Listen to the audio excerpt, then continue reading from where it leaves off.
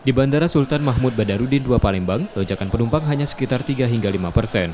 Sebagai upaya antisipasi, PT Angkasa Pura II Palembang mulai membuka posko siaga hingga 6 Januari 2020 mendatang.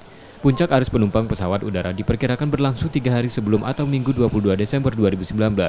Saat puncak liburan, pergerakan penumpang bisa mencapai 15 hingga 17 ribu penumpang, dengan jumlah pesawat yang datang dan berangkat sedikitnya 130 penerbangan. Pengelola Bandara SMB 2 Palembang telah menerima penambahan jadwal penerbangan dari Palembang ke sejumlah destinasi seperti Lubuk Linggau, Lampung, dan Bandung. Prediksi jumlah penumpang kita perkirakan itu di H-3 atau di tanggal 22 Desember nanti.